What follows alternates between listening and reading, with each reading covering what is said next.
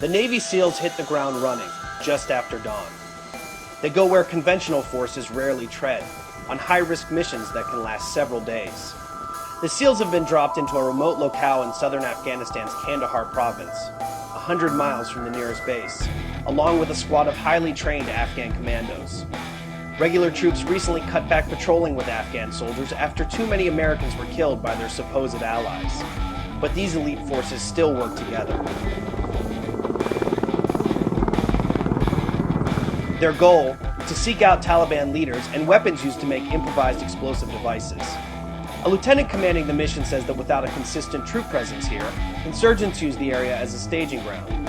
A facilitation area that doesn't see a lot of coalition traffic, a lot of coalition movement, so they're fairly free to stage stuff here and use it to push into where coalition forces are and conduct attacks. The SEALs are trying to put a stop to it. These guys back here in the southern element found some artillery rounds in one of the buildings, so we'll do a thorough SSE of that area. Artillery rounds would typically be used for making IEDs? Yes. At one point, intercepted radio chatter alerts them to a possible ambush in the making. Taliban fighters seem to be gearing up for an attack. Copy. But these guys have heard it all before. The threats hardly slow them down.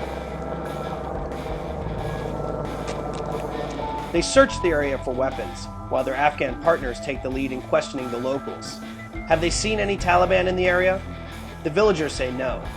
But the SEALs suspect many of them have, and that some are probably Taliban themselves. It's hard to know for sure.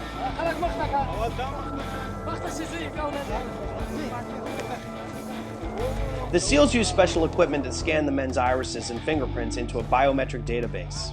The system can identify known insurgents hiding among the population, and the military says it results in dozens of arrests each week. But none here today. Only a handful of weapons and small explosives are discovered. Not a big haul, but that's how most of these missions go.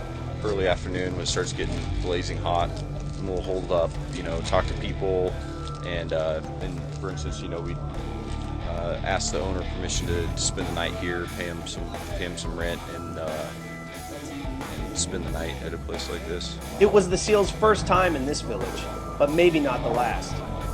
After 8 hours on the ground, with the mission done and the area secured, they set off green smoke to mark the landing zone for the helicopters and head back to base. The end of another long, hot, dangerous day in this hostile terrain.